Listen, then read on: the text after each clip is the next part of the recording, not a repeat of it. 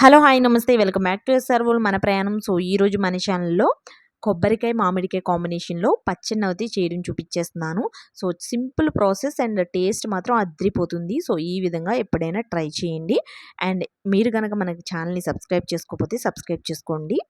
Okay, ప్రాసెస్లోకి వెళ్తే ముందుగా మనం కొబ్బరికాయని ఈ విధంగా తురుముకొని ఉంచుకోవాలి ఫ్రెండ్స్.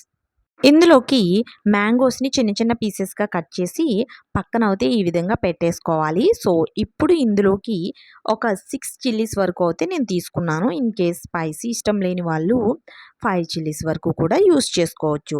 సో, ఇప్పుడైతే స్టవ్ ఆన్ చేసి ఒక దాకనైతే తీసుకుని దాంట్లో ఆయిల్‌నైతే వేసుకున్నాము.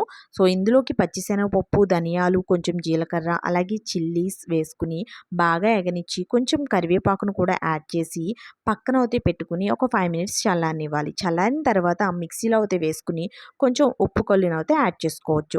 సో దీన్ని మిక్సీ పట్టేసిన తర్వాత మనం కట్ చేసి పెట్టుకున్న మామిడికాయ ఇంకా కొబ్బరిని దాంట్లో యాడ్ చేసి మిక్సీ పట్టాలి. సో ఈ విధంగా అయితే వచ్చేస్తుంది. సో ఇప్పుడు దీన్ని తాలింపు పెట్టుకోవాలి. సో తాలింపుకి మనం కొంచెం ఆయిల్, కొంచెం పచ్చిశనగపప్పు, కొంచెం జీలకర్ర, కొంచెం ఆవాలను అయితే యాడ్ చేసుకున్నాము. సో ఇందులోకి కొంచెం ఎండుమిర్చి, అదేవిధంగా ఇందులోకి కొన్ని కర్రీ లీవ్స్, చిటికెడు పసుపు యాడ్ చేసుకున్న తర్వాత మనం మిక్సీ పట్టుకున్న పచ్చడిని ఇందులోకి ట్రాన్స్ఫర్ చేసేసుకోవడమే.